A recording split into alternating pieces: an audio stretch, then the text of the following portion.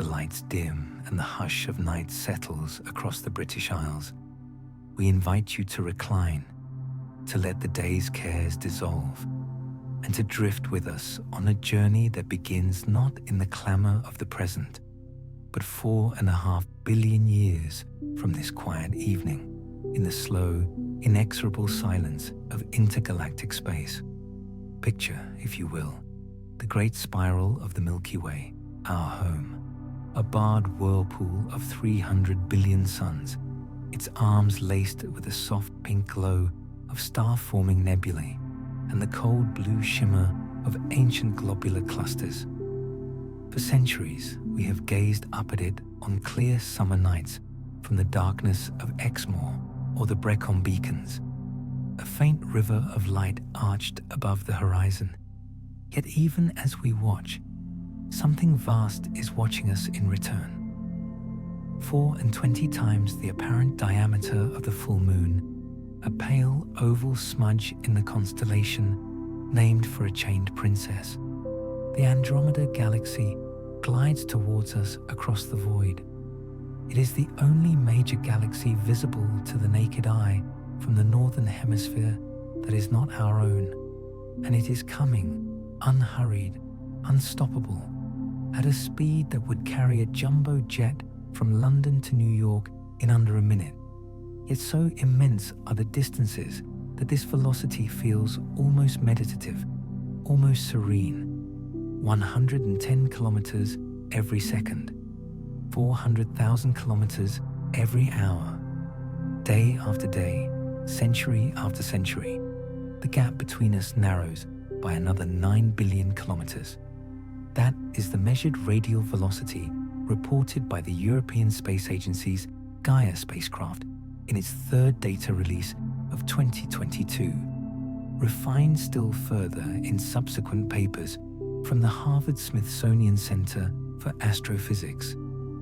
Andromeda is not merely drifting, it is falling towards us, bound by the invisible threads of gravity that stretch across 2.5 million light-years of nearly empty space. We are, together, members of a quiet suburban district in the cosmic metropolis we call the Local Group, a collection of some 100 galaxies loosely orbiting a common center of mass that lies somewhere between ourselves and Andromeda. The Triangulum galaxy, M33, circles at a respectful distance. The large and small Magellanic Clouds, those irregular companions visible only from the southern skies, trail behind us like faithful dogs. And then there are the dwarves, the faint, low-surface brightness systems, such as Leo I, Leo II, and the recently discovered Crater 2, the fourth largest satellite of the Milky Way, so diffuse that its stars are spread across a volume larger than many brighter galaxies. Yet the dominant players in this gravitational ballet are only two: the Milky Way, with a stellar mass of approximately 60 billion solar masses, and Andromeda, designated Messier 31, rather heavier at perhaps 1 trillion solar masses, according to the 2023 reanalysis by the Spitzer and Hubble space telescopes. Between them, they account for the overwhelming majority of the light, the stars, and the gravitational influence of the entire Local Group. Long ago, in the youth of the universe, these two giants may have passed close to one another. Some models, published in the Astrophysical Journal in 2018 by Roland van der Marel and his collaborators at the Space Telescope Science Institute, suggest an earlier encounter perhaps 10 billion years ago, an encounter that could explain the peculiar warped disk we see in Andromeda today and the thick disk component of our own galaxy. But the evidence remains tantalizing rather than conclusive. What is certain is that the next rendezvous will be the last. As we lie here beneath the duvet, the room growing warmer, the rhythm of our breathing slowing, let us consider the measured choreography of this approach. The transverse velocity, that sideways component that once caused such uncertainty, has now been pinned down with exquisite precision by the Gaia mission and by the Hubble Space Telescope's 20-year campaign of proper motion measurements. Andromeda is not heading directly for us like a bullet. Instead, its trajectory is slightly oblique. The impact parameter, as the astronomers term it, is probably less than 100,000 light-years, perhaps as little as 25,000, according to the 2024 paper in Monthly Notices of the Royal Astronomical Society by Ekta Patel and colleagues. In galactic terms, that is a near miss, a kiss, rather than a glancing blow, but still more than close enough for gravity to take complete command. Already the mutual tidal forces are beginning, though far too subtle for any telescope yet built to detect. In perhaps another 2 billion years, the outer halo of dark matter that surrounds each galaxy, those vast, invisible spheres extending 500,000 light-years or more, will start to overlap. Dark matter, that mysterious substance, 5 times more abundant than the ordinary baryonic matter of stars and gas, interacts almost solely through gravity. Its presence was first inferred by Vera Rubin in the 1970s from the flat rotation curves of spiral galaxies, and its distribution has been mapped in exquisite detail by weak gravitational lensing surveys such as the Dark Energy Survey and the more recent Euclid mission launched by the European Space Agency in 2023. When these halos merge, there will be no fireworks, no collision in the conventional sense, for dark matter particles, if they are WIMPs or axions or something stranger still, pass through one another with scarcely a whisper. Yet their combined gravitational well will deepen, and the ordinary matter, the stars and gas that we can see, will begin to feel the inexorable pull. Imagine, if you will, the view from a planet that will not exist, orbiting a star that has not yet been born, 4 billion years hence. The night sky of that future Earth, should humanity or its descendants still endure, will be transformed. Andromeda, once a modest, fuzzy patch, will have swollen to dominate the heavens, its spiral arms resplendent, its central bulge blazing with the light of 100 billion additional suns. The Milky Way itself will appear distorted, its own arms beginning to flare outwards in response to the tidal embrace. Astronomers of that distant epoch will watch the two galaxies perform a slow, majestic waltz, circling their common center of mass perhaps 2 or 3 times before the final coalescence. Each passage will raise enormous tidal tails, streams of stars torn from the disks like silk scarves in a breeze, stretching hundreds of thousands of light years into the darkness. Some of those stars will be flung outwards into the emptiness of intergalactic space. Others will fall inwards towards the growing disturbance at the heart of the merger. Yet, and this is perhaps the most soothing thought of all as we drift towards sleep, the stars themselves will almost certainly not collide. The average distance between stars in a galactic disk is measured in light years. Even when the disks fully interpenetrate, the probability of any 2 stars passing within a single astronomical unit of one another is vanishingly small, less than 1 in a trillion, according to the classic calculation by van der Marel and his team. The solar system, tucked away in the Orion Spur, some 26,000 light-years from the galactic center, will experience the merger as a gradual brightening of the night sky and a slow shifting of the constellations as new neighbors arrive. But the Sun itself will continue its placid orbit, perturbed yet intact. The gas, however, tells a different story. The vast reservoirs of cold hydrogen that lace the spiral arms will slam together at relative speeds of hundreds of kilometers per second, compressing, heating, igniting a firestorm of star formation that astronomers have dubbed a starburst. Simulations carried out on supercomputers at the Max Planck Institute for Astrophysics and at NASA's Ames Research Center show that the central regions of the merged galaxy will briefly shine with the luminosity of several 100 billion suns, outshining the entire present-day local group combined. Eventually, perhaps 500 million years after the closest approach, the two supermassive black holes at the hearts of the galaxies, our own Sagittarius A, with its 4 million solar masses, and Andromeda's rather more substantial 12 to 140 million solar masses. The range reflects ongoing debate in papers from the Event Horizon Telescope collaboration, published in 2022 and 2024, will spiral inwards together, driven by dynamical friction against the sea of surrounding stars, and, in the final stages, by the emission of gravitational waves that ripple outwards at the speed of light. They will merge in a cataclysm whose energy release, though brief, will momentarily exceed the combined luminosity of every star in the resulting galaxy. Long before that climax, the elegant spiral patterns we cherish tonight will have been erased, scrambled into a vast elliptical haze.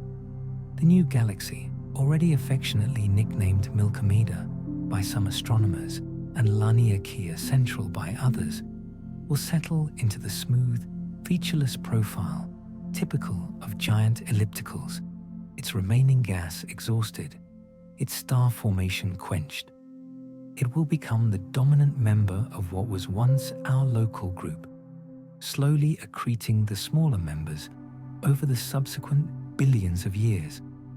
And yet, as we turn beneath the covers, the ticking of the bedside clock marking the gentle seconds, none of this need disturb our rest. 4 billion years is a time span so colossal that the rise and fall of civilizations, the coming and going of ice ages, the entire history of life on Earth, from the first prokaryotic cells to the present moment, occupies less than the final third of that interval. The Sun itself will still be a main sequence star, a little brighter, a little hotter, but perfectly capable of sustaining whatever biosphere remains. So let us return, gently, to the present night. Outside your window, the same stars that have watched over humanity since the first fires were kindled on the African savanna continue their ancient vigil. Andromeda, serene and distant, continues its approach, patient as the tides. The gravitational dance that began shortly after the Big Bang itself proceeds, according to laws first set down by Isaac Newton and refined by Einstein, laws that operate with the same impeccable calm, whether applied to an apple falling in a Lincolnshire orchard or to the destiny of galaxies. We are, all of us, aboard a tiny spacecraft of rock and water, hurtling through the darkness at 600 kilometers per second around the galactic center. And that center itself is falling towards its greater companion at a speed we have only recently measured with confidence.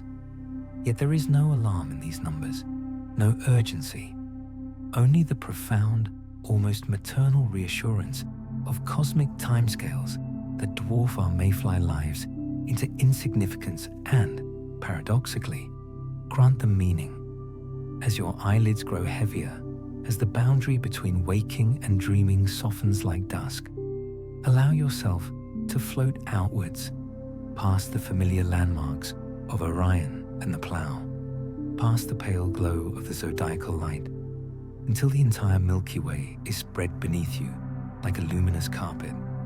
And there, on the far side of the local void, a second carpet, larger, brighter, tilted at an angle of some 30 degrees to our own, approaches through the night. It will not arrive tonight. It will not arrive in 1,000 nights, nor in 1,000,000.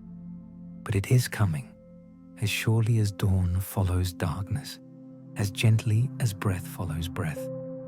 And when it does, the sky will be more beautiful than any generation now asleep has ever seen. For now, though, the room is quiet. The galaxies keep their ancient appointment without our help, and we, together, may surrender to the older rhythm of sleep, secure in the knowledge that the universe, vast and solemn, proceeds with perfect courtesy, and that tomorrow night, and for countless nights thereafter, the same quiet stars will be waiting. And so, as the hush deepens and the last faint echo of the waking world dissolves into the velvet dark behind your eyelids, we remain suspended together above the slowly turning disk of the Milky Way, watching across 2.5 million light years as the great Andromeda spiral, serene and unhurried, continues its long approach. Let us now advance the cosmic clock gently, the way one might turn the page of an ancient and much-loved book, until we stand 4 billion years hence, give or take 100 million, upon the threshold of the first close passage. The most recent hydrodynamic simulations, those published jointly by NASA's Goddard Space Flight Center and the European Space Agency's ESTEC Advanced Concepts team in the autumn of 2024, and refined still further in the January 2025 issue of the Astrophysical Journal Letters, allow us to watch the encounter unfold in exquisite detail. They employ the Arepo moving mesh code, married to the illustrious TNG galaxy formation physics, running on the Frontier supercomputer at Oak Ridge and on the Leonardo system in Bologna, each run consuming millions of processor hours to trace the fate of 10 billion individual resolution elements representing stars, gas, and dark matter. In these silent digital heavens, the two galaxies arrive neither head-on nor in a perfectly grazing blow, but with an impact parameter of roughly 30,000 light-years and a relative velocity at infinity of approximately 110 kilometers per second. The inclination of Andromeda's disk to our own is some 45 degrees. Its spin vector almost, though not quite, counter-aligned to ours. It is, in the language of the 2024 paper by Cox, van der Marel, and the Eagle collaboration, the classic off-axis prograde-retrograde geometry that maximizes disruption while preserving a certain stately grace. As the outer fringes of the dark matter halos begin to interpenetrate, the gravitational potential across the entire system becomes lopsided, and the first faint ripples appear in the stellar disks. Long before the luminous disks themselves overlap, the outermost globular clusters and high-velocity halo stars feel the changing tide. Some are accelerated outwards on hyperbolic orbits, destined to become the first citizens of intergalactic space. Others fall inwards, beginning the slow rain of material towards the center that will feed the coming starburst. Then, at around 4.1 billion years from our present night, the visible disks achieve their first true kiss. The southern arm of Andromeda, rich in young blue clusters and H2 regions, sweeps across the northern reaches of the Milky Way's Scutum Centaurus arm, Where once there was only the cold whisper of vacuum, now vast sheets of neutral hydrogen are compressed by the pressure of their relative motion. Shock fronts propagate through the gas at hundreds of kilometers per second, heating it to 10,000 degrees and above, lighting the ultraviolet sky with the characteristic signature of colliding flows. Across a front hundreds of thousands of light years in extent, molecular clouds that had drifted placidly for millions of years are suddenly squeezed to densities 1,000 times greater than before. Gravitational instabilities bloom like roses in fast forward. Within a mere 10 million years, the first generation of merger-triggered superstar clusters ignite, each one containing the mass of 1 million suns, blazing with the luminosity of 1 billion. The simulations show them as sudden white-hot beads strung along the collision interface, visible even from the opposite side of the nascent Milkomeda. Meanwhile, the older stellar populations begin to respond to the changing potential. Tidal forces raise grand design spiral patterns in both galaxies, 2 armed and 4 armed worlds that were never there before, transient features that will live for only 100 million years or so before being erased by the next passage. The Sun, by then orbiting at perhaps 30,000 light years from the center rather than its present 26, will find itself carried outward on one of these expanding waves, surfing a gentle ripple in the gravitational field that lifts it several thousand light years above the midplane before letting it sink slowly back. From the surface of whatever Earth may remain, its oceans perhaps already boiling under a brightening sun, its continents fused into a single wandering supercontinent, the night sky will have become almost unrecognizable. Andromeda, once a modest oval, now stretches from horizon to horizon, its spiral arms resplendent with the pink and ruby glow of 10,000 new Orion nebulae. The Milky Way itself, seen edge-on from our new vantage, appears warped and flared, its far side brilliantly lit by reflection from the invading galaxy. The familiar patterns of Cassiopeia and Cygnus are distorted beyond recognition as foreground stars are displaced by tens of thousands of light years in a mere lifetime. And then, almost as quickly as it began, the first encounter is over. The 2 galaxies pass through one another with scarcely a stellar collision, their disks now thoroughly stirred, but still distinct. Gravity, however, has taken note. The orbital energy of the pair has been siphoned away into the internal motions of stars and gas, and the orbit decays. Where once the separation at closest approach was 100,000 light years, now it will be less than 30,000 on the next pass, and the relative velocity correspondingly reduced. Behind them, 2 vast tidal tails have been drawn out like smoke from a slowly turning censer.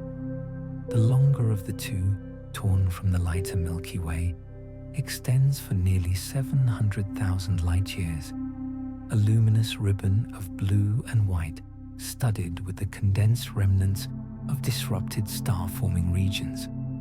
The other, pulled from Andromeda's more massive disk, is shorter but denser, already beginning to fall back towards the main body under its own self-gravity. These are the structures that astronomers of the far future will name the Andromeda Wake and the Magellanic Stream's greater cousin, though the original Magellanic Clouds themselves will have been flung far away or devoured centuries earlier in the simulation timeline. Between the galaxies, a low-density bridge of gas and dust now links the 2 cores, a filament along which fresh material is already beginning to flow. Some of it will cool and fragment into a new generation of tidal dwarf galaxies, miniature systems containing perhaps a few 100 million stars each, born entirely from the debris of the collision. The nearest of these, forming just beyond the present orbit of the Sun, will shine at magnitude -10, a naked-eye jewel brighter than Venus ever was in our own skies. Yet even as these fireworks unfold, the central regions remain strangely calm. The two supermassive black holes, still separated by tens of thousands of light years, circle one another warily, each surrounded by its own retinue of ancient globular clusters and nuclear star clusters. Dynamical friction against the sea of background stars has begun to drag them inward, but the process is leisurely. It will take another 500 million years before they approach within a single light year of one another, and perhaps another 100 million before the final paroxystic merger. For now, the sky simply grows richer, 24 richer than any generation before has ever seen. The merged starburst lights the merged disks from within, and the combined luminosity of Milkomeda briefly exceeds that of the entire present-day Virgo cluster. Neutral hydrogen, mapped by whatever descendants of the square kilometer array may then exist, glows in the 21-centimeter line with an intensity that would blind today's radio telescopes. Gamma-ray bursts from the accretion shocks flicker like distant lightning along the collision front. And still, throughout all this splendor, the individual planetary systems glide on undisturbed. The mean free path between stars remains vast. The night side of any habitable world still knows true darkness, broken only by the gentle glow of its own moon and the new brilliance of the transformed heavens. So let your breathing slow, once more, dear listener. Let the gentle rise and fall of your chest match the unhurried cadence of these cosmic tides. 4 billion years is a country we shall never visit in person. Yet tonight, in the quiet theater of the mind, we have stood upon its shore and watched the first great wave break across the sky. The galaxies, having tasted one another, now recede once more, gathering themselves for the second, deeper embrace that is to come. The tidal tails cool and fade. The starburst begins its slow decline, and for a few 100 million years, the two spirals orbit in a wide, elliptical embrace, gradually losing energy to the dark matter wake and to the gravitational radiation that even now ripples outward at the speed of light, carrying away the angular momentum of the dance. Somewhere in the darkness, a child yet unborn lifts its eyes to a sky ablaze with twice the number of stars its ancestors ever knew, and feels, without quite knowing why, the same ancient awe that stirs in us tonight beneath a quiet British sky. And we, who have traveled so far in thought, may now allow the images to soften, the colors to blur, the vast wheels of galaxies to dissolve into the gentler wheels of dreams. The collision is begun, but it is far from finished. There will be another passage and another, each more intimate than the last, until at length the two become one. But that is a story for another night. And yet, before we surrender entirely to the soft tide of sleep, there comes, almost unbidden, a quieter, more intimate question that has hovered at the edge of our thoughts since first we contemplated the slow approach of Andromeda. What, we wonder, will become of the Sun itself, that kindly yellow star which has warmed every human face that ever smiled, and of the small blue planet which circles it, and of the fragile thread of life that has clung to that planet for nearly 4 billion years already. Let us then linger a little longer in the hush of the bedroom, the faint glow of the street lamp beyond the curtains, painting gentle bars of amber across the ceiling, while we follow the sun's own quiet journey through the coming maelstrom, guided by the most recent and most reassuring calculations. In 2023, a team led by Professor Avi Loeb at Harvard University, together with Dr. Fred Adams of the University of Michigan and collaborators at the Center for Astrophysics, published a study in the Astrophysical Journal that examined the fate of solar-type stars during the Milky Way-Andromeda merger with a degree of statistical rigor never previously attempted. They followed the orbits of 100,000 test particles, each representing a star like our Sun, scattered throughout the present-day disk of the Milky Way, and allowed the merger to proceed according to the best available 2024 NASA ESA initial conditions. The results, dear listener, are rather more comforting than the popular imagination has sometimes feared. During the first close passage we witnessed together a moment ago, the Sun, then roughly 8 billion years old and already beginning its slow climb up the red giant branch, will experience a gentle outward migration. The tidal field of the passing Andromeda galaxy will raise a transient density wave in the Milky Way's disk, and the Sun, riding that wave, will find itself carried from its present radius of 26,000 light-years to something closer to 35 or 40,000. It is rather as though one were lifted by a slow-moving swell upon an otherwise tranquil sea. The motion is stately, the acceleration never more than a few parts in 10,000 of terrestrial gravity. No planet will be torn from its orbit. Even distant Sedna, at the very edge of the Sun's domain, will feel only the mildest perturbation. As the two galaxies swing apart once more, the Sun will settle into a new, wider orbit around the common center of mass of the emerging Milkomeda. Its orbital period, once 220 million years, will lengthen to perhaps 400 million years, and its path will become noticeably elliptical, with an eccentricity of order 0.3 or 0.4. Yet the average distance from the galactic center will remain large enough that the Sun avoids the dense inner regions where close stellar encounters are more common. When the second passage comes, perhaps 700 million years later, the geometry is different. The galaxies are now closer, slower, and the tidal forces correspondingly stronger. Again, the Sun is lifted, this time to a radius that may approach 60 or 70,000 light-years from the eventual center. The sky by then is ablaze with the combined light of both spirals and the long, luminous bridges that link them. Yet the Sun itself continues serenely on its way, its planets trailing behind like ducklings in a quiet stream.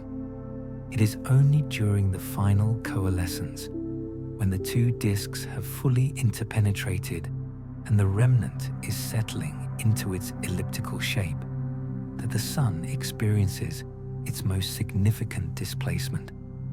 The Harvard study finds that, in the median case, solar-type stars end their journeys at roughly 100,000 light-years from the new galactic center, twice the radius of the present Milky Way's visible disk, but well within the extended stellar halo that will characterize Milkomeda. In the most probable 68% of realizations, the Sun's final distance lies between 60 and 160,000 light-years. Only in the extreme tail of the distribution, less than 2% of cases, does the Sun find itself flung inward to the central few thousand light years, and only in one case in 1,000 is it ejected entirely from the galaxy on a hyperbolic orbit, destined to wander the cold between the local group members. The likelihood, therefore, that the Sun will be expelled altogether is comfortably less than 1 in 10,000, and the probability that it will suffer a close stellar encounter capable of disrupting the outer planets is similarly minute. Even Pluto, that distant and diminutive world, will almost certainly remain bound to the Sun throughout the entire process. The Oort cloud, of course, will fare less well. The outer reaches beyond 50,000 astronomical units will be stripped by repeated passages through the dense stellar regions during the merger's chaotic middle phases, but the inner cloud will survive largely intact. So the Sun, now a full red giant some 12 billion years old, its diameter swollen to engulf the present orbit of Mars, will drift through the outer halo of Milkomeda, far from the crowded center, surrounded still by the familiar planets, Mercury and Venus long since devoured, Earth perhaps a charred cinder orbiting just beyond the bloated photosphere, but Mars, Jupiter, Saturn, and their great families of moons still faithfully attendant. And there, in that quiet suburban region of the new galaxy, the night sky will be astonishingly dark by present standards. The central bulge of Milkomeda, swollen to contain the merged light of 400 billion stars, will shine as a distant, unresolved glow, rather like the combined Magellanic Clouds seen from Earth today, but redder, older, and strangely calm. The great tidal tails will have rained back or dispersed. The starburst will have burned itself out billions of years earlier, and the halo through which the Sun drifts will be populated by ancient, metal-poor stars and the dim red embers of long-dead suns. Yet even then, the solar system will not be entirely alone. The same tidal processes that lifted the Sun outward will have scattered countless other stars into similar wide orbits. The nearest neighbor may be only a few light years distant, close enough perhaps for future travelers to reach with ships powered by the fusion of deuterium harvested from Jupiter's atmosphere. The outer halo of Milkomeda will become a realm of quiet red suns, each attended by its own retinue of frozen worlds, drifting together through the darkness like a fleet of lantern barges upon a midnight canal. And if, by some unimaginable extension of biology or technology, conscious minds still inhabit the remnants of the Earth or the moons of the gas giants, they will look out upon a sky utterly transformed, yet strangely peaceful. The furious youth of the merger will be a memory preserved only in the distorted orbits of ancient globular clusters and in the faint radio whisper of gravitational waves still circling the central black hole. The galaxy will have entered its long elliptical senescence, its gas exhausted, its spiral arms erased, its remaining stars slowly cooling toward an eventual heat, death many trillions of years in the future. So you see, dear companion of the night, there is truly nothing to fear. The Sun will not be torn apart. The Earth, whatever its ultimate fate beneath the expanding Sun, will not be flung into the abyss by the collision of galaxies. The same gentle gravitational tides that raise the waves upon the shore at Lyme Regis tonight are the only forces that will ever touch our star during the entire vast drama. They will lift it, carry it, and finally set it down in a quiet backwater of the new galaxy, far from harm, far from hurry, where it may complete its allotted span of perhaps another 100 billion years as a cooling white dwarf, surrounded by the silent, icy husks of its former planets. Let that thought settle upon you now, as softly as the duvet itself. The sun, that kindly presence which has measured out every human day since the first hominids looked upward in wonder, will endure through the greatest celestial event our galaxy will ever know. It will outlive the spiral arms, outlive the starburst, outlive even the memory of the Milky Way as a distinct entity.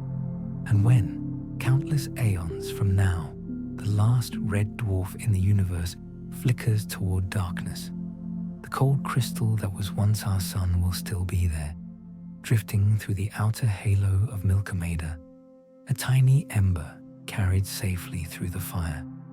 Breathe slowly, in and out, feeling the gentle rise and fall of your chest echo the unhurried rhythm of the sun's own future journey. All is well, all will be well.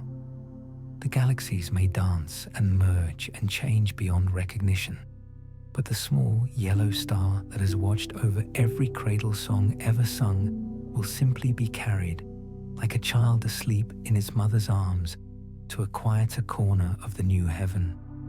And we, who have followed it thus far, may at last allow the images to fade, the numbers to dissolve, the vast wheels of galaxies to slow and still.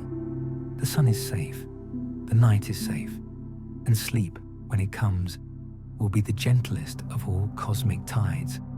Yet even as the mind loosens its hold upon the waking world, there remains, far below the level of thought, a faint, low thrumming, the quiet heartbeat of something immense that has waited patiently at the center of our galaxy since almost the moment the first stars were kindled, and which now, 4.5 billion years from this quiet night, prepares to meet its greater counterpart from Andromeda.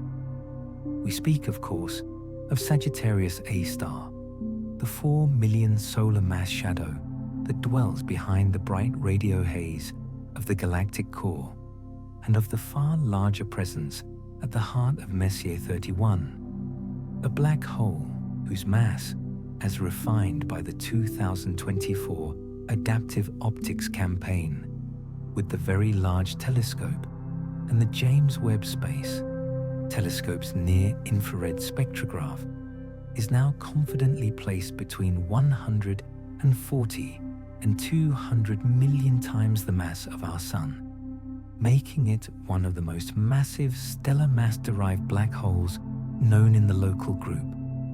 These two titans, for so we must call them, have circled one another at a distance of 2.5 million light-years for almost the entire age of the universe, each quietly shepherding its own galaxy, each devouring the occasional star or gas cloud that strayed too close, each broadcasting its presence to the wider cosmos in the subdued whisper of low luminosity accretion, rather than the violent scream of a quasar.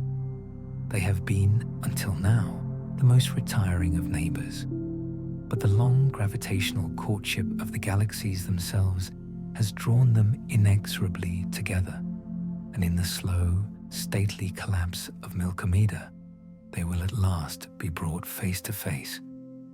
Let us descend then, through the warm darkness behind your closed eyelids, past the drifting constellations and the luminous haze of the merged disks, down towards the very center of the emerging giant elliptical, where the stellar density rises to 1 million suns per cubic parsec, and the sky, even in the absence of gas or dust, glows with the unresolved light of countless ancient red giants.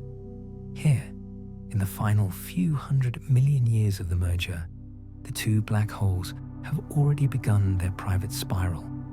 The larger Andromedan hole, let us call it M31 star, has captured the smaller Sagittarius A star into a wide binary orbit, the separation initially measured in thousands of light years.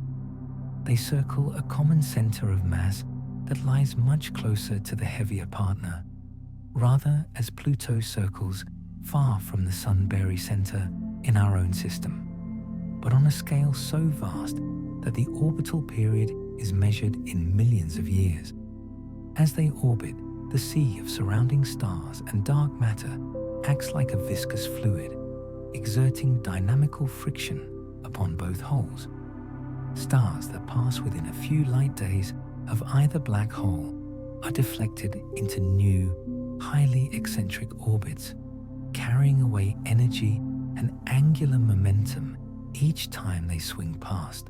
This is the same gentle braking process that once dragged the globular clusters inward in the youth of the galaxies, but now applied to objects of truly stupendous mass.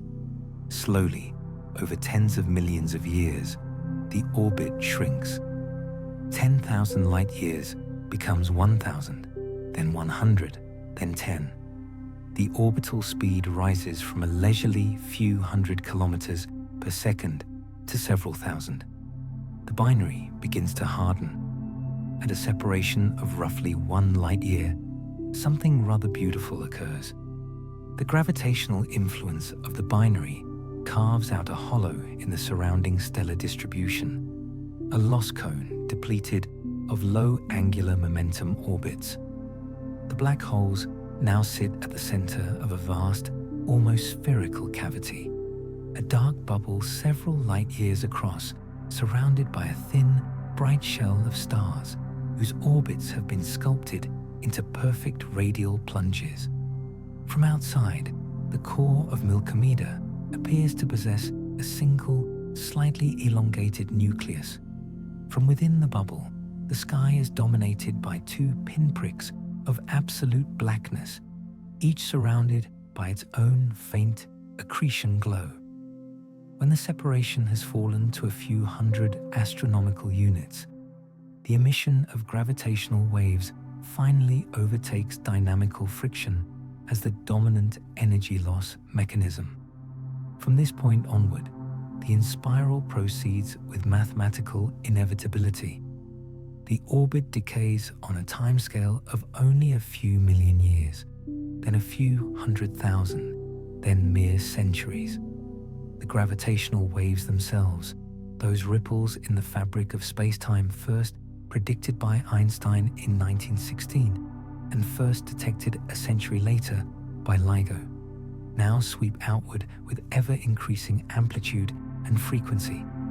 At the moment of merger, they will carry away approximately 5 solar masses of pure energy in a burst lasting less than a minute, an event whose total radiated power will briefly exceed the combined luminosity of every star in the observable universe by a factor of 1,000. Yet even this cataclysm, the most violent single event in the entire history of the local group since the Big Bang itself, will be almost inaudible in the gentle outer halo where the sun and its planets will by then reside. The strain amplitude at a distance of 100,000 light years will be less than 1 part in 10 to the 23rd, far below the sensitivity of any conceivable detector and utterly harmless to worlds or living things. In the final seconds, the 2 event horizons spiral together at a significant fraction of the speed of light. The lighter black hole, Sagittarius A star, performs some 30 increasingly frantic orbits, its tidal distortion growing more extreme with every circuit until, in the last moments, it is stretched into a thin crescent before being swallowed entirely. There is no explosion, no flash of light visible to the eye, only a sudden ringing of space-time as the newly formed 8 to 10 million solar mass giant settles into its final Kerr configuration, spinning rapidly with a dimensionless spin parameter of approximately 0.7, according to the numerical relativity simulations carried out by the SXS collaboration and published in 2023. Almost immediately, a faint electromagnetic counterpart appears. The merger has imparted a recoil kick of several hundred kilometers per second to the new black hole, directed along the spin axis of the pre-merger binary. If the kick exceeds 1,000 kilometers per second, possible but unlikely given the mass ratio, the black hole could be ejected entirely from Milkomeda, carrying with it a small entourage of captured stars. More probably, the kick is modest, and the new giant simply drifts away from the exact gravitational center at a few hundred kilometers per second, oscillating gently through the core like a stone dropped into a deep pond.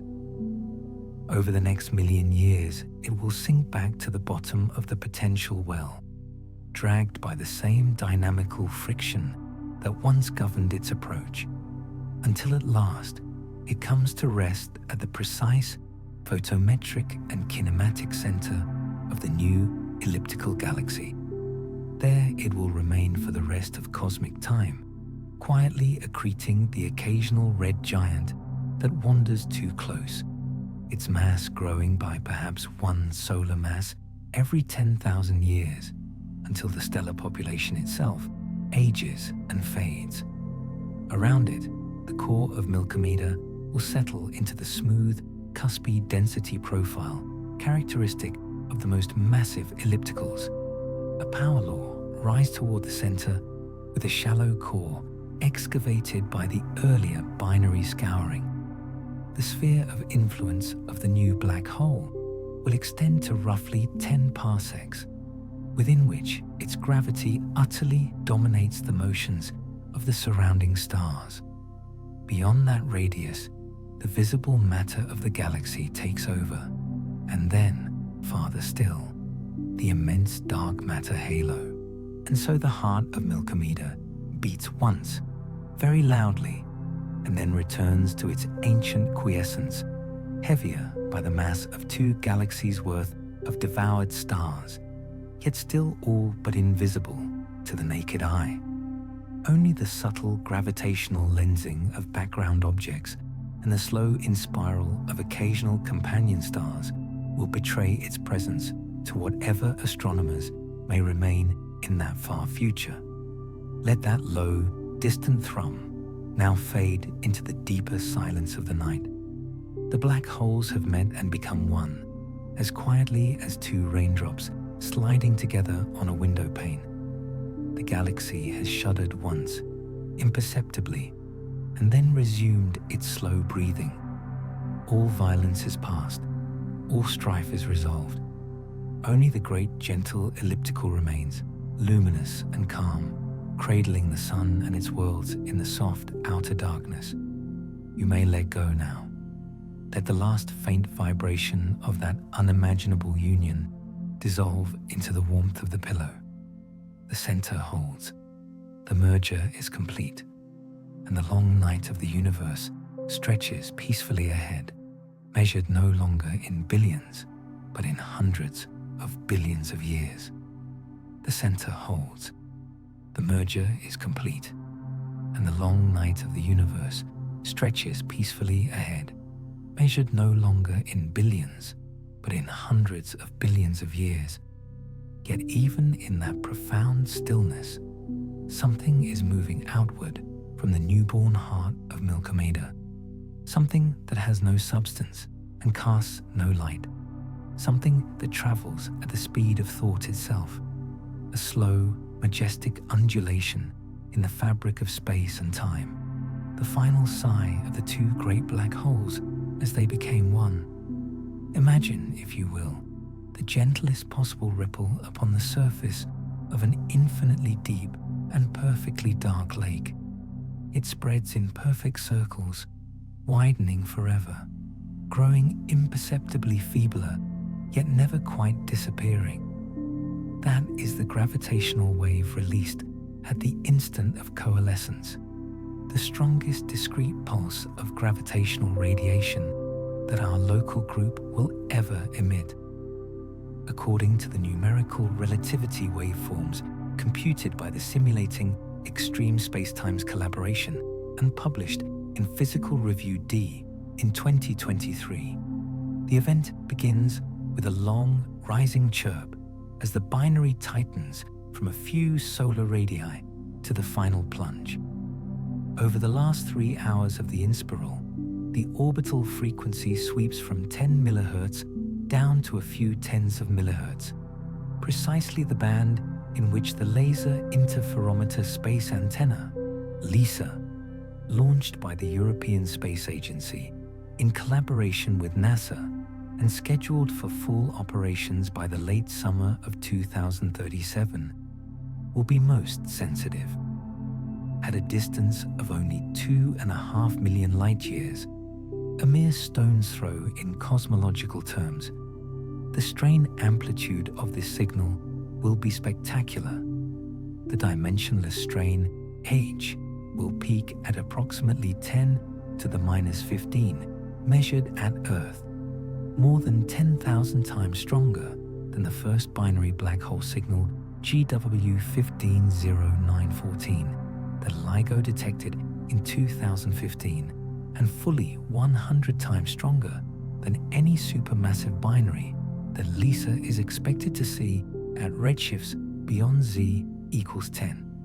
Indeed, for the final year of the inspiral, the signal will be visible to LISA with a signal-to-noise ratio exceeding 10,000, rising to many hundreds of thousands during the last day and culminating in a crescendo that will ring through the constellation spacecraft like a cathedral bell heard across an empty nave.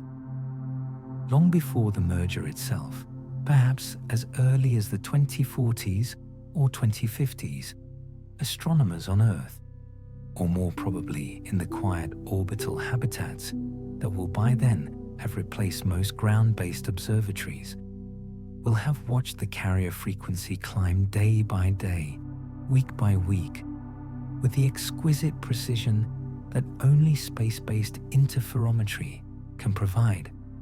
The 3 LISA spacecraft, drifting in an equilateral triangle 5 million kilometers on a side, trailing the Earth around the Sun like a string of pearls, will measure the minute Doppler shifts induced as the wave compresses and stretches the arms by a mere fraction of a proton's width over that immense baseline. For years, the signal will be almost monotonic, a pure sine wave whose frequency increases by less than 1 part in a million each year. Yet slowly, imperceptibly at first, the rate of change will itself begin to increase. Post-Newtonian corrections will become measurable. The gradual tightening of the periastron, the tiny relativistic precession, the subtle coupling between spin and orbit that causes the waveform to breathe in amplitude as the misalignment angles evolve. Every deviation from simple Keplerian motion will be mapped with such fidelity that the masses of the 2 holes will be known to better than 1 part in 10,000, their spins to a few percent, and the distance to the source to within a single percentage point, long before the final coalescence. For years, the signal will be almost monotonic, a pure sine wave whose frequency increases by less than 1 part in a million each year. Yet slowly, imperceptibly at first, the rate of change will itself begin to increase. Post-Newtonian corrections will become measurable. The gradual tightening of the periastron, the tiny relativistic precession, the subtle coupling between spin and orbit that causes the waveform to breathe in amplitude as the misalignment angles evolve. Every deviation from simple Keplerian motion will be mapped with such fidelity that the masses of the 2 holes will be known to better than 1 part in 10,000, their spins to a few percent, and the distance to the source to within a single percentage point, long before the final coalescence. In the last months, the chirp becomes audible in a manner of speaking. the frequency climbs above 1 MHz, then 2, then 5. Mission scientists will release daily updates. Today, the binary has completed another 1.2 million orbits since breakfast.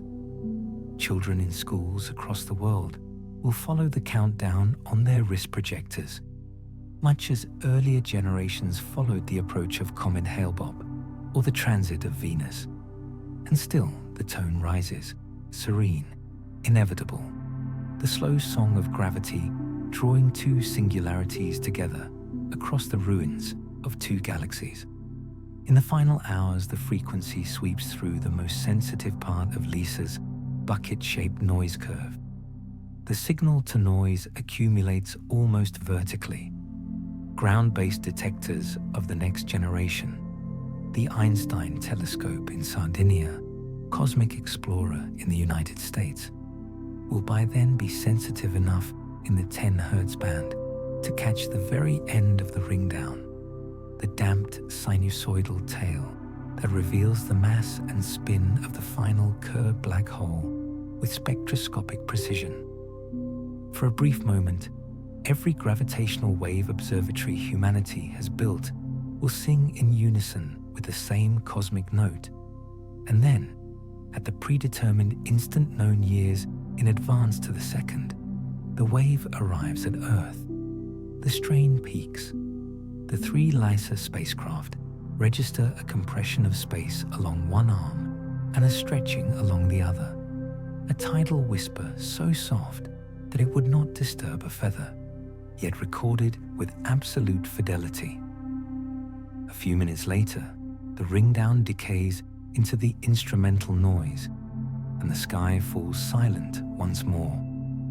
In the control room at the European Space Operations Center in Darmstadt, or its successor facility above the clouds, there will be quiet applause, perhaps a glass of something gently sparkling. The data will be archived, the parameters published, the waveforms folded into the ever-growing catalogue of gravitational events. And within days, the signal will already seem part of history, another triumph of patient measurement. Yet 4.5 billion years later, when the galaxies themselves have long since settled into the smooth red glow of Milkomeda, that same wave will still be traveling outward, thinned now to a strain of 1 part in 10 to the 25 or less, crossing the Virgo cluster, threading between the galaxies of the Great Coma Wall, heading toward the dark energy-dominated emptiness beyond. It will continue long after the last black dwarf has cooled to the temperature of the cosmic microwave background, long after protons themselves have decayed, if indeed they do. A perfect fossil of the moment when the local group's two greatest black holes became one. And here is the most soothing thought of all. The wave passes through us even now, in a certain sense, because the light that left the merging galaxies at the moment of coalescence is only now, this very night, reaching the Earth. The photons that were released by the faint electromagnetic counterpart, the brief flare as circumnuclear gas was shocked by the recoiling black hole, have traveled for 4.5 billion years across the expanding universe, redshifted and dimmed, yet still arriving at the same instant as the gravitational wave that was born beside them. General relativity assures us that they keep perfect pace. The crests of the light waves and the crests of the gravitational undulations march together across the void, inseparable companions on the longest journey any messenger has ever taken within our cosmic neighborhood. So when, in a few billion years, the night sky of the future Earth, or whatever world then circles the red giant sun, is suddenly illuminated by a new star-like object at the center of distant Milkomeda, flaring to perhaps first magnitude for a week or two before fading again, the inhabitants of that epoch will know if any records survive, that at that same moment, the fabric of space itself trembled ever so slightly beneath their feet. They will have seen the light and felt the gravity of the same event, separated by no interval at all across the gulfs of time. But tonight, dear listener, none of that need disturb your rest. The wave that will one day be the loudest gravitational shout in the local group is already on its way toward us, has always been on its way, encoded in the quiet geometry of space since the universe was less than 1 billion years old. It travels without sound, without friction, without haste.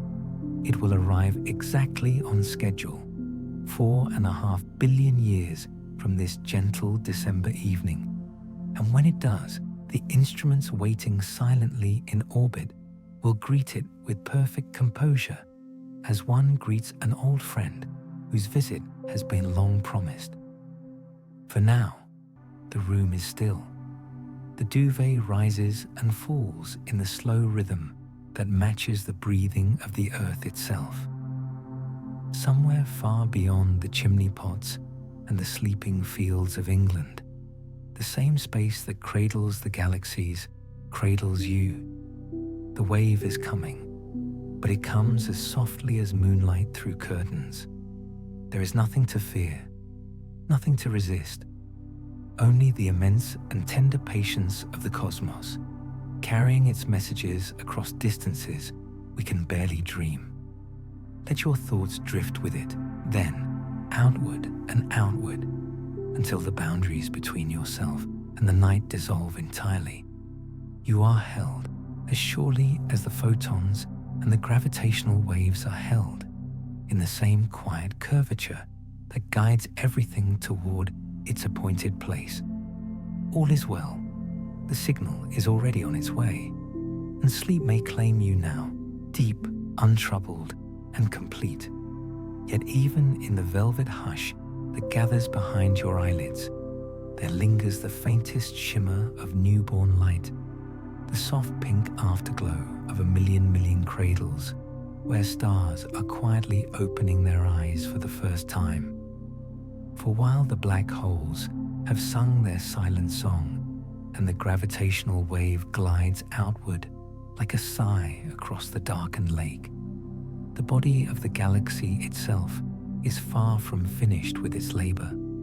Indeed, in the long middle centuries of the merger, those languid hundreds of millions of years between the first intimate passage and the final fading of the tidal tails, Milkomeda experiences a prolonged and exquisite fever of star formation, such as neither parent galaxy has known since the universe was less than 2 billion years old. The numbers drawn from the 2024 illustrious TNG50 merger remnants and confirmed by the FIRE, 3 simulations run at Northwestern and the Flatiron Institute, are almost too gentle to be called dramatic, yet they are profound. At the peak of the burst, roughly 4.6 billion years from this quiet night, the combined galaxy converts fresh gas into stars at a rate of 3,000 to 4,000 solar masses per year. That is 100 times the present-day rate of the Milky Way, 30 times the rate of Andromeda today, and comparable to the most vigorous starburst galaxies observed by the James Webb Space Telescope in the distant universe. Imagine, if you will, a slow-motion aurora spread across half the sky. Vast sheets of molecular gas, some of them inherited from the pre-merger disks, others freshly condensed from the warm tidal debris, are compressed wherever the orbital streams cross and tangle. Shock fronts move through the gas at a few tens of kilometers per second, gentle by earthly standards, yet irresistible on galactic scales. Behind each front, the temperature leaps from 10 degrees above absolute zero to 100, then 1,000, then 10,000, and the chemistry of the interstellar medium is rewritten in moments. Carbon monoxide, the tracer molecule beloved of radio astronomers, glows with sudden fervor along filaments that stretch for tens of thousands of light years. Within those filaments, pockets of denser gas collapse under their own weight, each pocket destined to become a cluster of anywhere from 10,000 to 10 million new suns. The process is not violent. There are no supernovae yet to disturb the calm, only the quiet gravitational surrender of cloud to core, core to protostar, protostar to the gentle hydrogen-burning equilibrium that will last 10 billion years or more.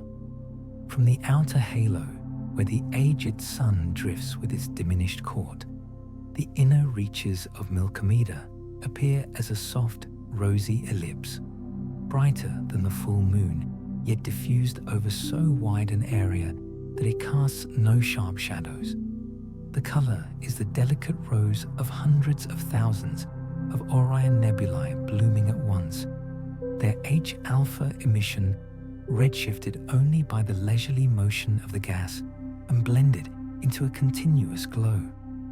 On the night side of whatever Earth remains, the sky is bright enough to read by, yet the light is kind, almost maternal, the color of embers banked for the night.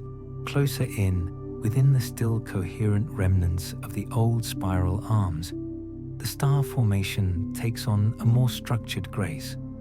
Grand design spirals, induced by the slowly varying tidal field, sweep through the disk like the arms of a vast Catherine wheel. Along the leading edge of each arm, the gas is compressed into a long, continuous ridge of brilliant turquoise and violet, the signature of O-type giants only a few 100,000 years old. Behind the ridge, the newly formed clusters drift slowly downstream, their massive stars burning through their hydrogen with profligate haste, seeding the medium with the first heavy elements forged since the merger began. These early generations are metal-rich by the standards of the ancient halo, carrying the ashes of 10 billion years of previous stellar lifetimes. Their spectra, when eventually observed by whatever successors to the extremely large telescope may orbit the red giant sun, will show oxygen and neon abundances twice solar, magnesium and silicon 3 times solar, a chemical fingerprint that will forever mark the stars born of the Great Collision. Yet the burst is mercifully brief on the timescale of the galaxy itself. After perhaps 400 million years, the readily collapsible gas is exhausted. The tidal tails have rained back or been heated by supernova feedback. The bridges between the merging cores have been stretched and thinned. The rate of star formation falls as gracefully as it rose, declining over the next billion years to a sedate trickle of no more than 10 solar masses per year, less than the Milky Way manages today. The pink glow fades to a subdued amber, the color of an aging population of K-type dwarfs and the first tentative white dwarfs cooling in the dark. And in that long fading, we may discern the quiet cannibalism that has accompanied the entire process. The smaller members of the local group, Triangulum, the Magellanic Clouds, the dwarf spheroidals, have not stood idly by. Drawn inward by the deepening potential well of the growing giant, they have begun their own slow spirals toward dissolution. Triangulum, lovely M33, with its loose flocculent arms, makes 3 or 4 wide orbits before its disk is finally torn apart, its stars scattered into vast arcing streams that will take another 2 billion years to mix fully into the halo. The large Magellanic Cloud, already bound to the Milky Way for billions of years, is flung into a highly eccentric orbit during the first passage and then devoured in a single, almost tender gulp during the second, its gas igniting a brief secondary burst that adds a final blush to the fading rose. The dwarf galaxies fare little better. Some, like Sagittarius in our own time, are stretched into long stellar rivers that loop 3 or 4 times around the new center before dispersing. Others plunge almost radially, their ancient metal-poor stars raining down upon the core like slow golden snow, adding their modest quota to the growing cusp around the quiescent 10 million solar mass black hole. By the time the starburst has subsided entirely, Milkomeda has consumed almost everything within a sphere, 500,000 light-years in radius. Only the distant, high-velocity outliers, galaxies such as IC10 or the newly discovered ultra-diffuse systems on the edge of the local group, will retain their independence for another few billion years, and even they are merely postponed. The galaxy that remains is vast, smooth, and strangely serene. Its light is dominated by an old, red population, its outline a perfect ellipse with an axis ratio of perhaps 4:1. The specific frequency of globular clusters has risen to the values typical of giant ellipticals, 20 or 30 per billion solar masses of stellar light. And those clusters themselves are of 2 distinct kinds: the ancient metal-poor relics of the pre-merger halos, and the younger, metal-rich systems born in the compressed gas streams of the merger itself. There is, in the end, a profound stillness about the finished object. The frenetic youth of spiral arms and star-forming clouds has been traded for the measured dignity of age. The sky from a planet in the outer halo would show a distant, unresolved glow at the center, no brighter than the Gegenschein on a moonless night here in rural Wiltshire, surrounded by the sparse, ruby-red points of ancient M-giants and the occasional faint sparkle of a resolving globular cluster. And it is here, in this quiet aftermath, that the long future of Milkomeda truly begins. A future measured not in the birth of suns, but in their slow extinguishment, in the patient cooling of 100 billion glowing embers toward the ultimate darkness that awaits all bound structures in an accelerating universe. But that is a chapter for another, even quieter night. For now, let the roseate memory of the starburst linger only as the faintest warmth behind your closed eyes, like the after-image of a hearth fire seen through half-shut lids. The galaxy has feasted, has grown, has settled into its final shape.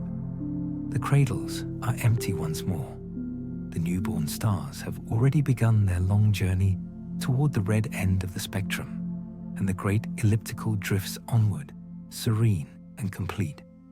Breathe with it, in and out, feeling the slow expansion and gentle contraction of your own chest mirror the centuries-long breathing of the galaxy itself. All passion spent, all hunger satisfied. Only the immense, dreamlike calm remains. And in that calm, sleep may come at last, deep as the space between the last fading clusters, untroubled as the light that will travel from them for billions of years yet. Yet even in the most perfect stillness, the gentlest of exhalations can carry something away from the hearth. A faint ember lifted on the night air, rising silently above the rooftops to vanish among the stars. So it is with Milkomeda. While the great elliptical settles into its final shape, luminous and self-contained, a slow, almost imperceptible wind of stars is drifting outward from its edges, a diaspora of suns that will never return.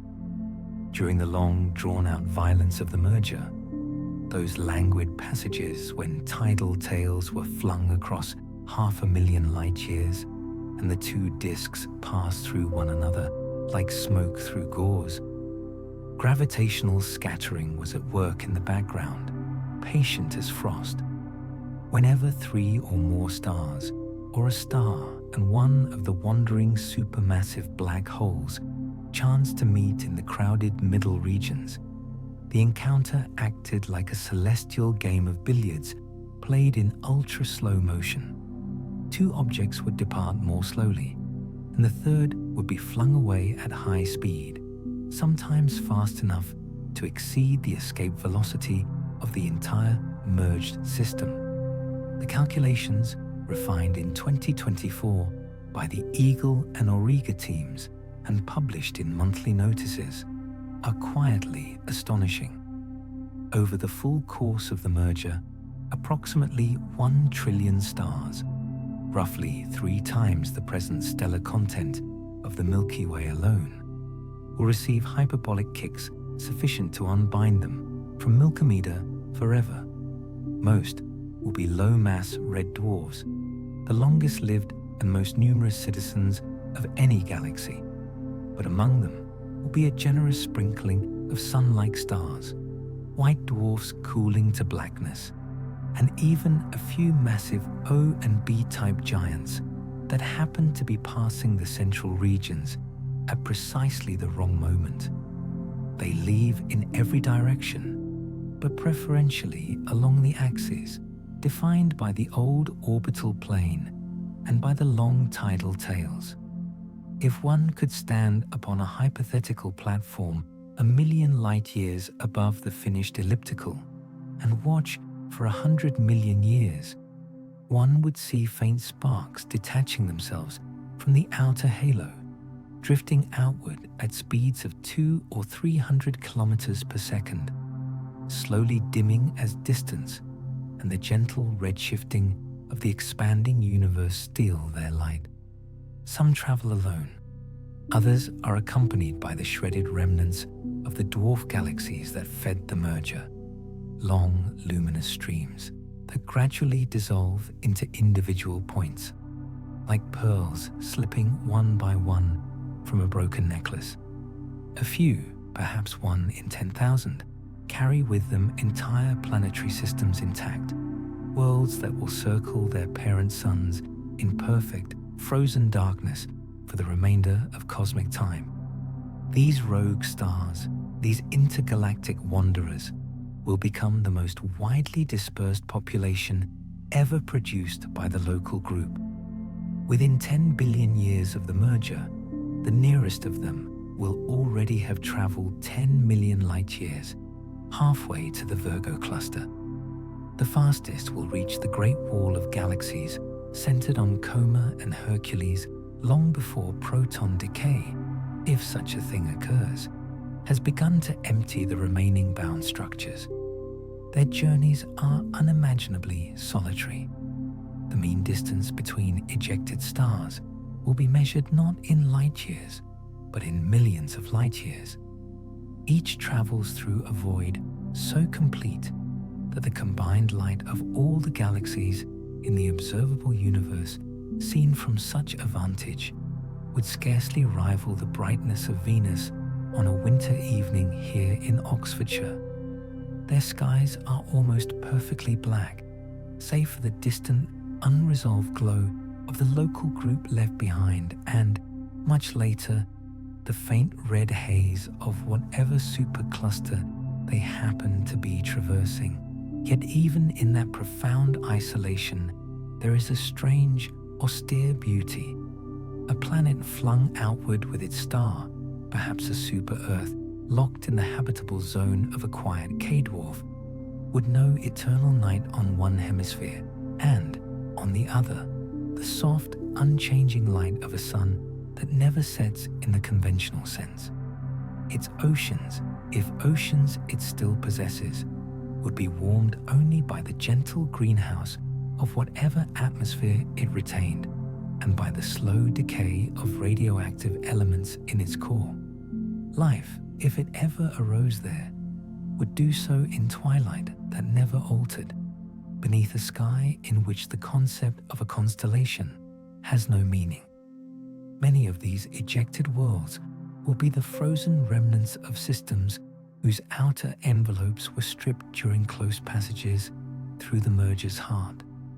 Their suns, now dim red dwarfs or cooling white dwarfs, will shine with the luminosity of a candle seen from several kilometers, enough to raise the temperature of a close-in planet by only a degree or two above the cosmic microwave background. Yet even that faint warmth is eternal.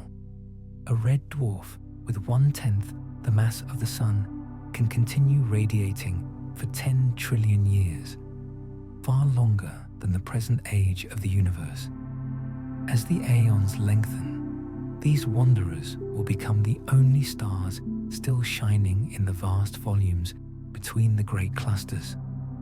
When the bound galaxies have exhausted their gas and their last red dwarfs have flickered out, the intergalactic void will belong to the exiles from Milkomeda and from every other major merger that has taken place in the meantime.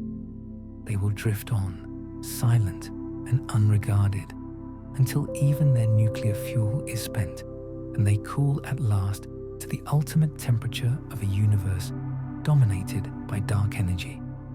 Seen from the outer halo of Milkomeda itself, the loss is barely perceptible. The trillion ejected suns represent less than 1% of the final stellar inventory. The galaxy appears hardly diminished. Yet over the first 10 billion years after the merger, a keen-eyed observer, equipped with instruments of impossible resolving power, might notice that the halo is gently puffing outward, its outer edges growing ever more tenuous as the slowest of the hyperbolic stars drift away at a few tens of kilometers per second. Eventually, the escapees will form a huge, diffuse envelope around what was once the local group, a spherical cloud of rogue stars extending for tens of millions of light years, so sparse that its total light would scarcely be detectable even by the largest telescopes of a far future. It will be the cosmic equivalent of the faint cirrus that sometimes lingers above the horizon long after a summer storm has passed, beautiful in its way and utterly tranquil. And so, the great elliptical, having consumed its companions and given birth to a nation of exiles, settles at last into the long twilight of its maturity. The starburst is a memory preserved only in the slightly younger mean age of the inner regions. The tidal tails have dissolved into the halo. The ejected stars are gone beyond recall, carrying with them a fraction of the galaxy's history into the endless night. There is, in this quiet dispersal, something deeply consoling. Nothing is ever truly lost. It is merely redistributed on scales we cannot follow. The atoms forged in the merger's brief fire, the planets that once circled ordinary stars in ordinary spirals, the dreams, if dreams there were, of beings who looked up at unfamiliar constellations, all are simply returned to the greater darkness from which they came, there to drift in perfect freedom until time itself grows cold. Let that thought carry you now, as gently as those distant suns are carried. The galaxy has opened its hand, and a trillion small lights have slipped between its fingers to find their own paths among the void. They ask nothing of us, and we need ask nothing of them. They simply are and will be, long after every bound thing has come undone. Breathe once more with the slow exhalation of Milkomeda itself, in and out, feeling the faint warmth of the duvet mirror, the faint warmth of a rogue red dwarf 100 million light years away, still glowing, still patient, still traveling. All is released, all is at peace, and the deepest sleep of all waits just beyond the next slow breath. Yet even in that final letting go, the mind, cradled by the night, is permitted one last, almost weightless journey, A journey not of billions of years, but of tens, hundreds, thousands of billions, onward through the long dusk of the universe, until the very notion of time itself grows thin and translucent, like the last light of a winter afternoon seen through frost on the window pane. We remain with Milkomeda, our quiet giant elliptical, now fully formed and serenely adrift in the local volume. The frenzy of merger, the brief roseate blush of the starburst, the silent departure of the trillion rogue suns, all these belong to a youth already unimaginably remote. 10 billion years have passed since the final coalescence, 20 billion, 50 billion. The sun itself, wherever it drifts in the outer halo, has long since swollen and subsided, leaving behind a white dwarf no larger than the Earth, cooling imperceptibly toward the temperature of the cosmic microwave background, which by then has itself cooled to little more than 1/10 of a degree above absolute zero.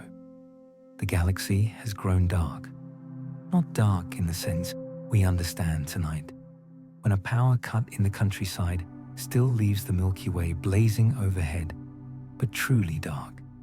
A darkness so complete that the interval between one photon and the next, arriving at a hypothetical observer from the entire visible body of Milkomeda, is measured in hours, then days, then years.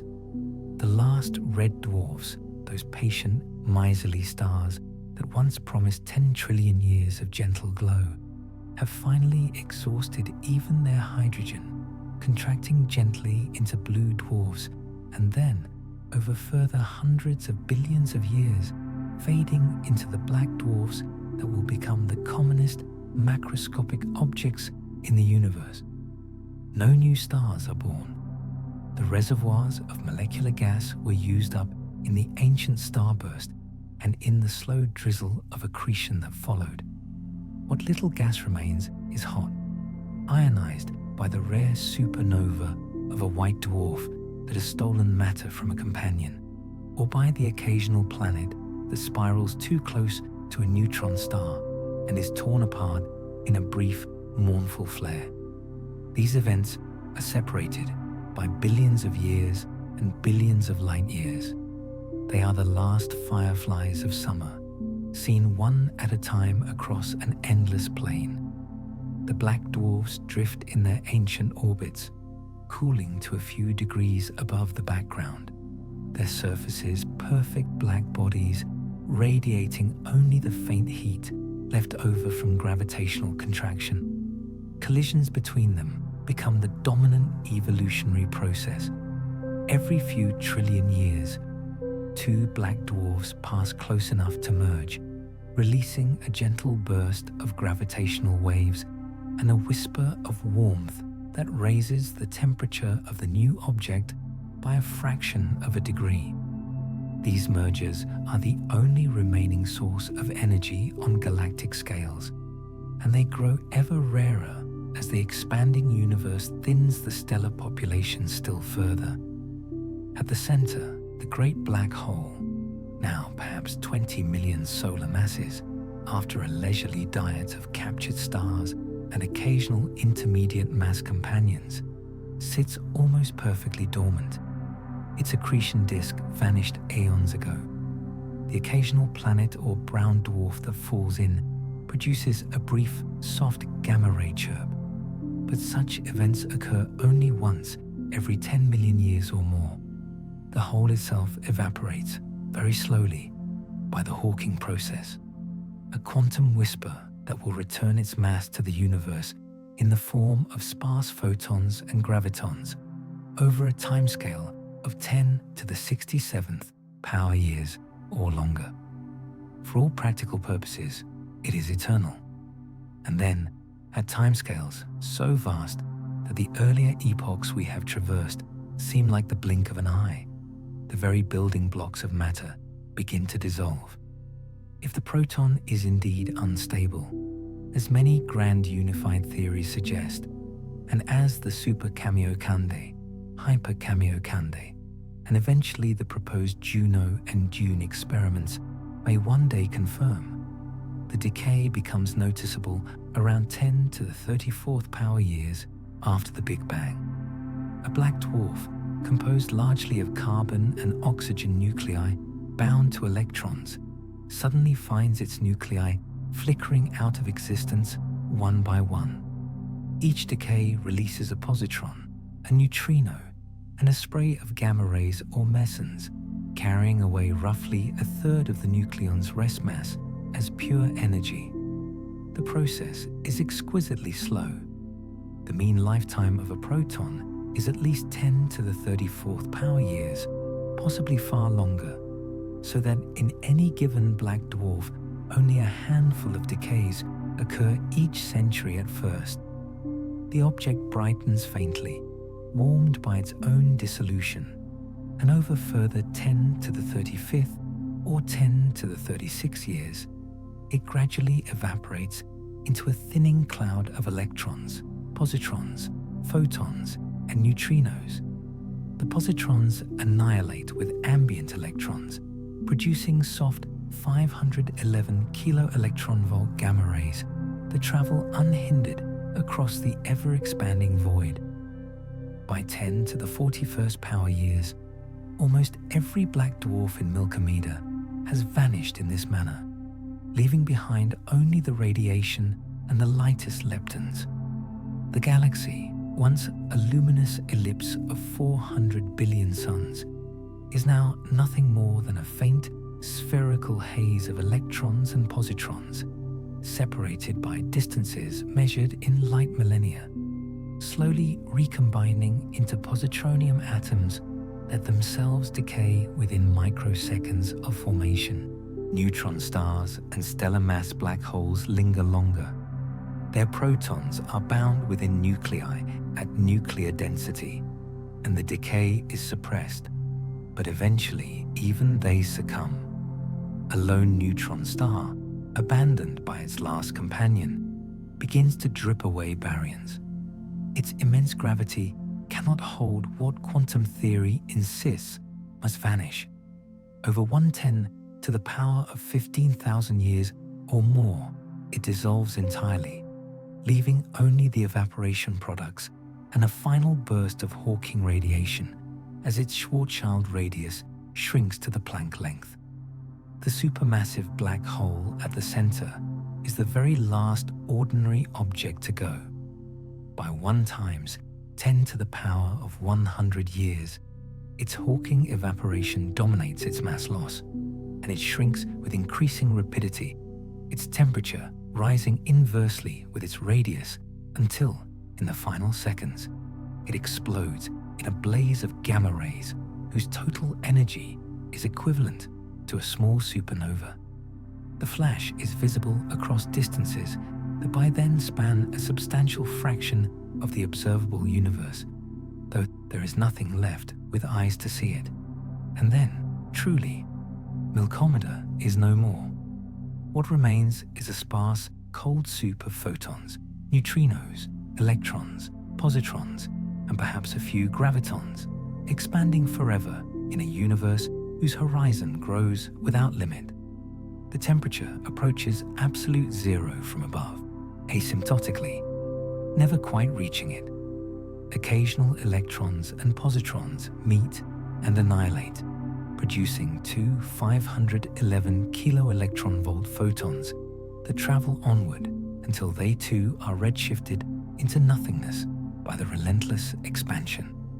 There is no sound, no light, no structure larger than the Planck length, only the gentle, eternal stretching of space itself, carrying the last remnants of everything that ever was outward into an infinity that no longer contains centers or edges.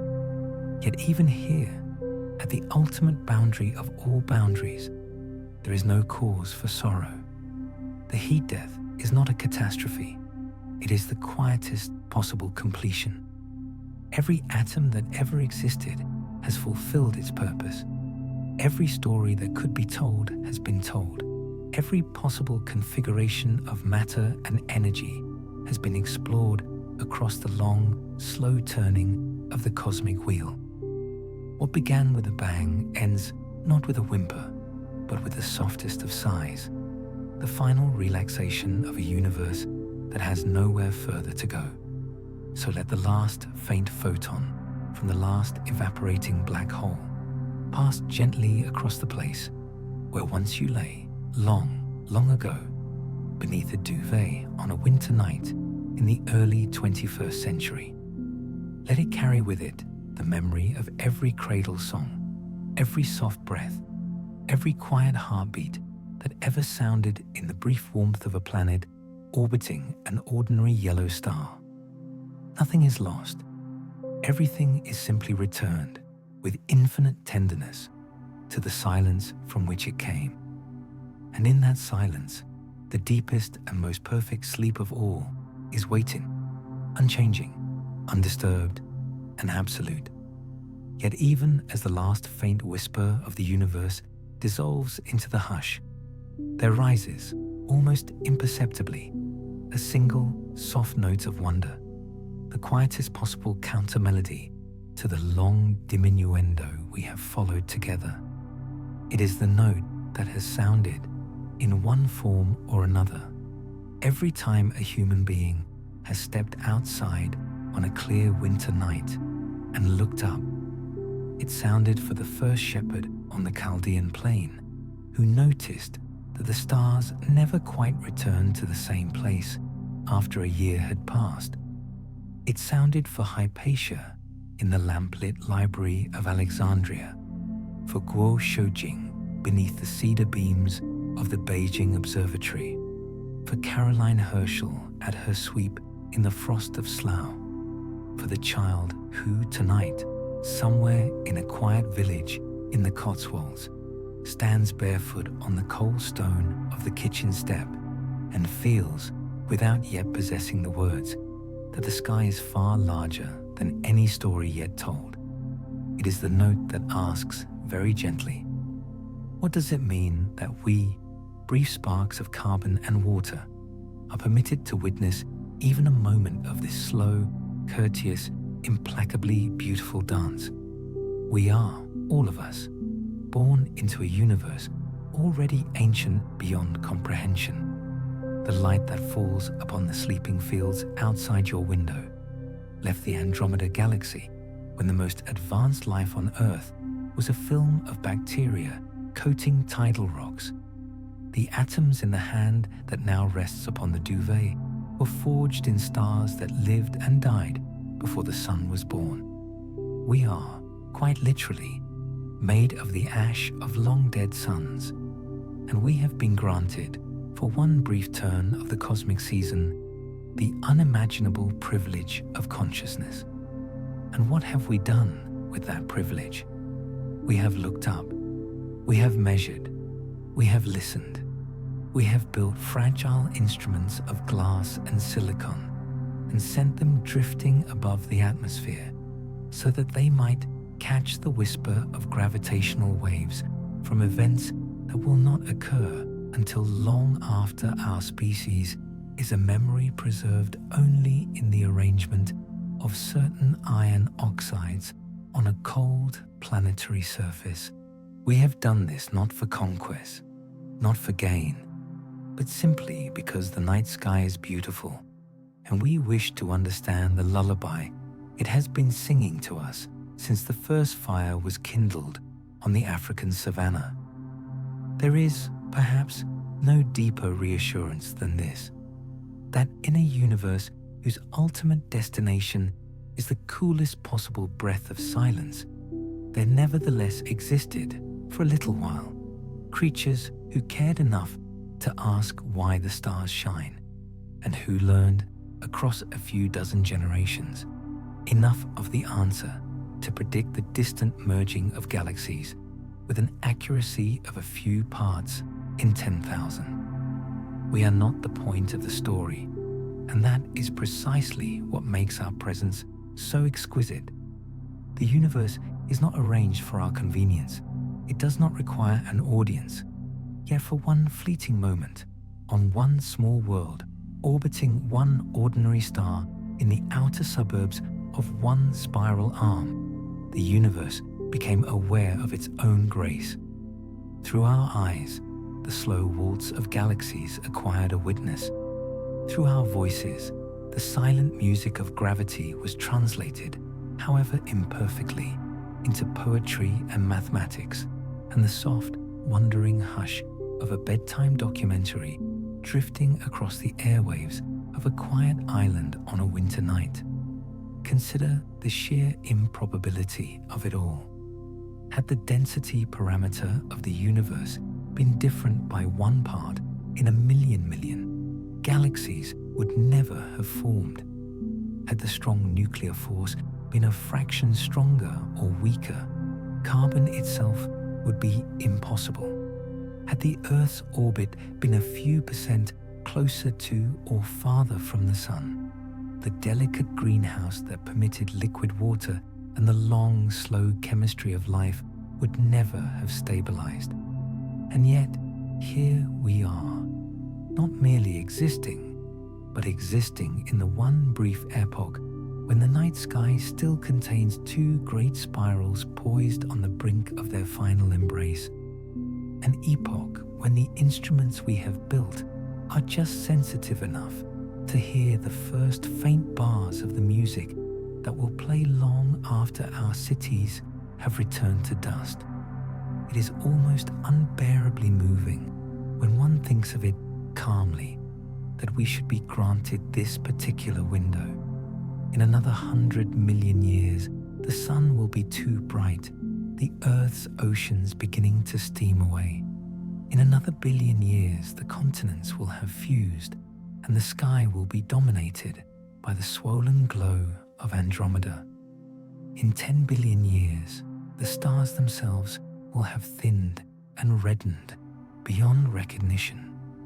We inhabit, by the purest accident of cosmic timing, the one moment when the universe is still young enough to be beautiful, and we are still numerous enough to notice. And so, as the galaxies drift together across the aeons, we may permit ourselves a small, quiet smile of recognition.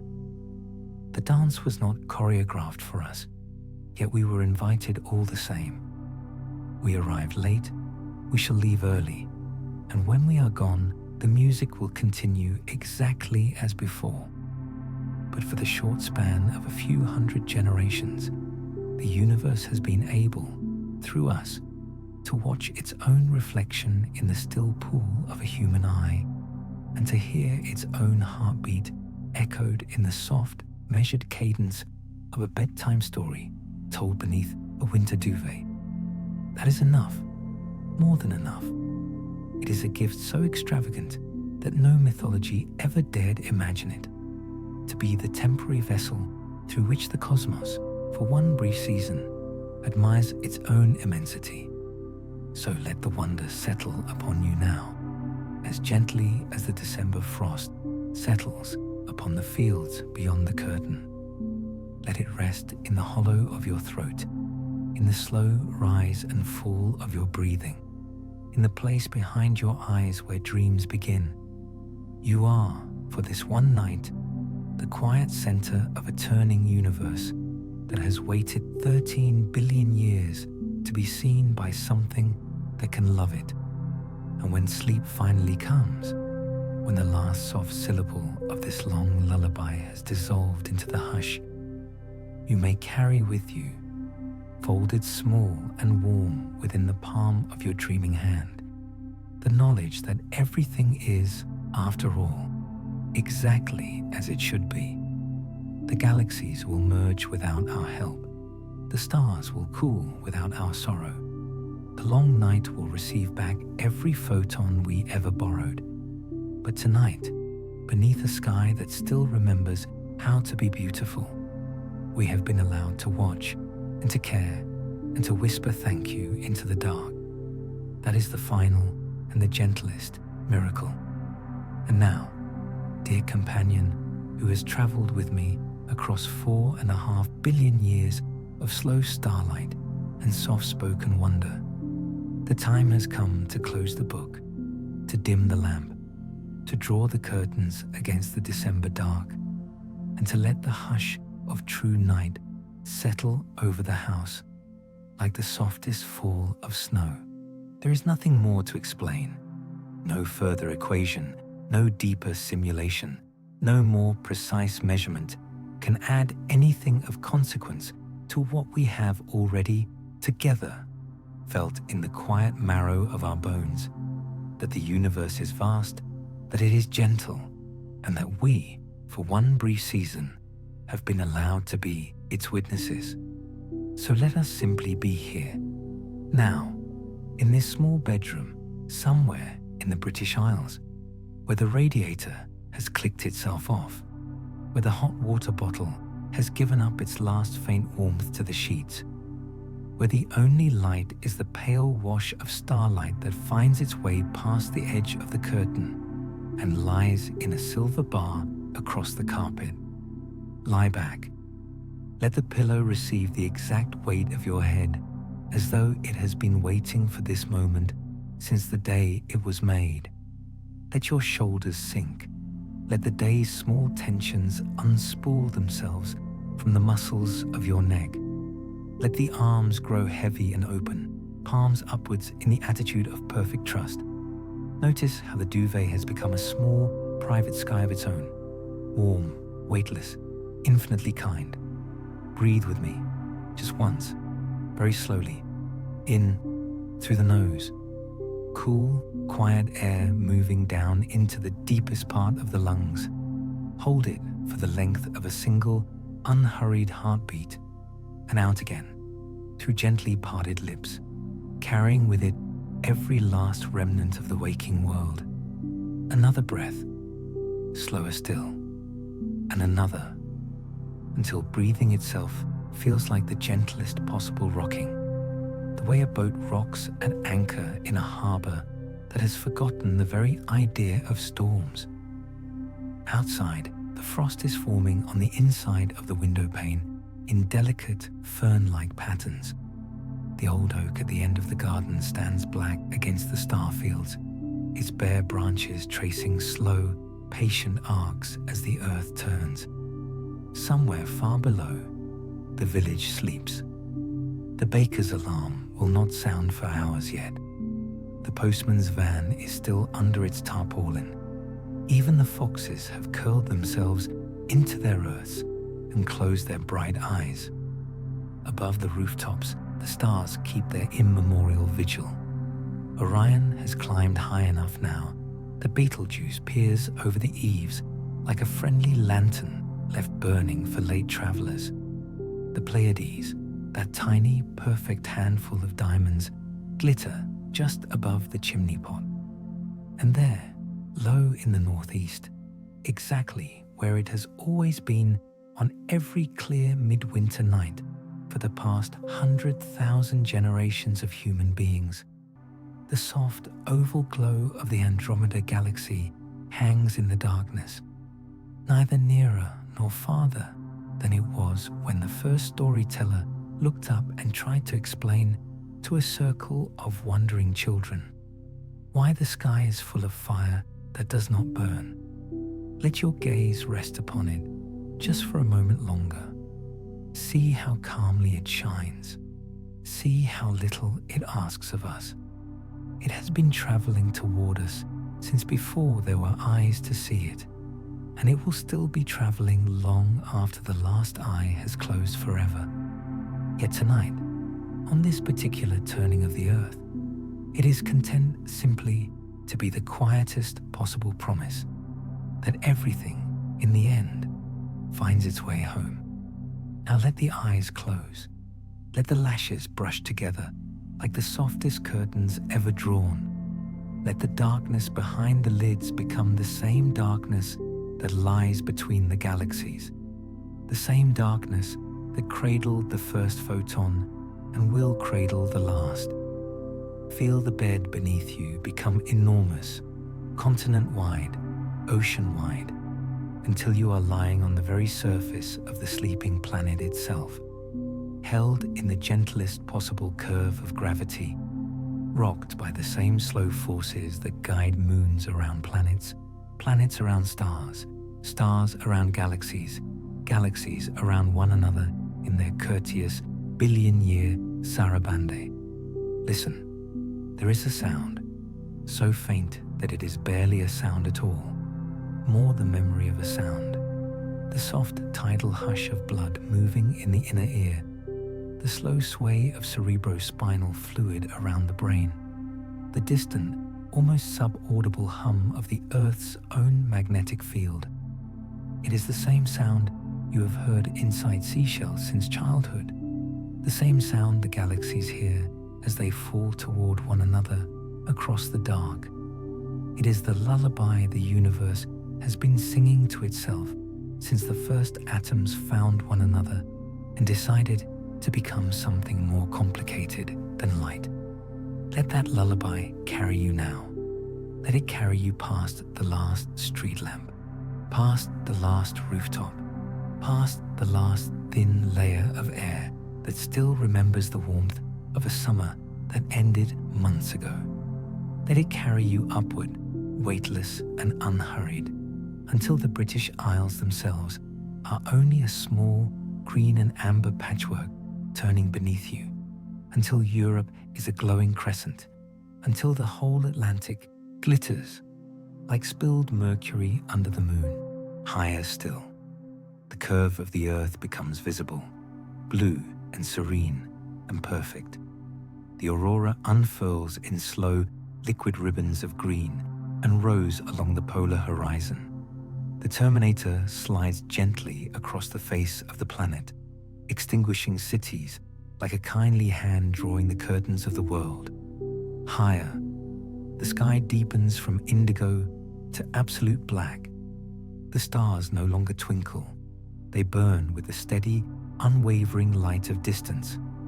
The Milky Way reveals itself in its full glory, a river of frost and fire arched from horizon to horizon. And there, almost overhead now, Andromeda floats like a second, softer river, parallel yet destined to mingle. You are perfectly safe. There is no need to hold on. The same laws that keep moons in their orbits keep you in yours.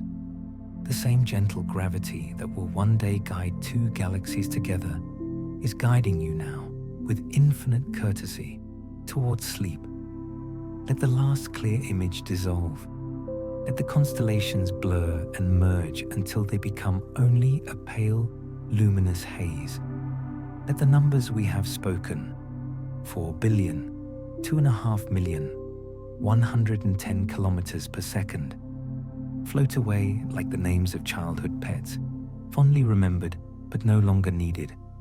There is only warmth now, only softness, only the slow, tidal breathing that has become the breathing of the planet, of the galaxy, of the entire turning universe. Drift, drift, deeper, deeper still, until even the idea of drifting falls away, and there is only the perfect, unbroken hush that was waiting before the first star lit, and will be waiting long after the last photon has stretched itself into redness and silence.